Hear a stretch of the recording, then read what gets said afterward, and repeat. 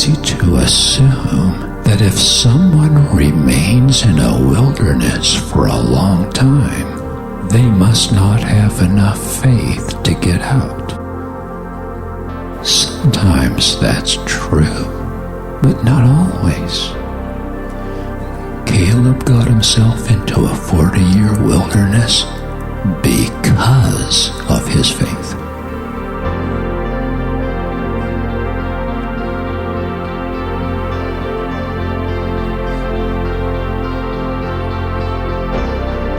Caleb's the guy that had faith to enter, and they didn't, and so he had to do 40 years in the wilderness because of their unbelief. Imagine having to do 40 years in a flea-infested, scorpion-filled, viper-rich wilderness when you had faith to go in, and they didn't. I looked at that, I said, Lord, that's a raw deal. Lord says, look at this story one more time. So I looked at it one more time.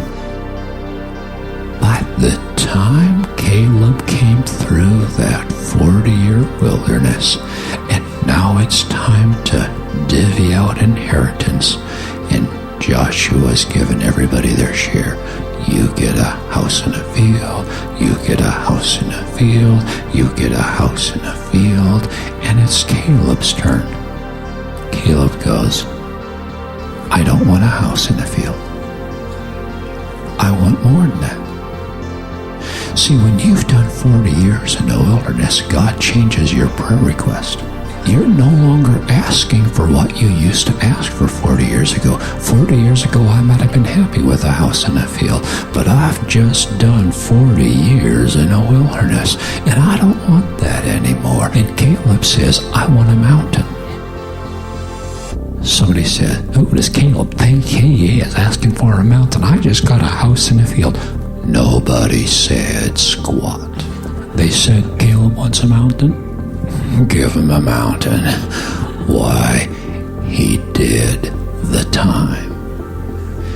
There are some realms of authority in the kingdom that can only be gained by doing the time. And when you do time in a wilderness, you are buying authority to ask for and to take an entire mountain. Authority with God and credibility with man.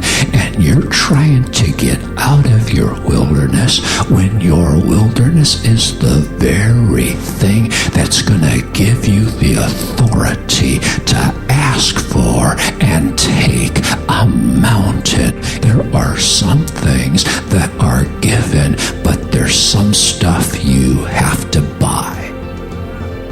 And if you're going to go for gold, you have to buy it. How do you buy gold? You buy it by enduring in the fire through the years, holding to faith, holding to promise, investing yourself in prayer, in fasting, in the Word, giving your heart an intimacy, loving Him, worshiping, blessing Him, forgetting not His benefits, holding to the Rhema promises of God.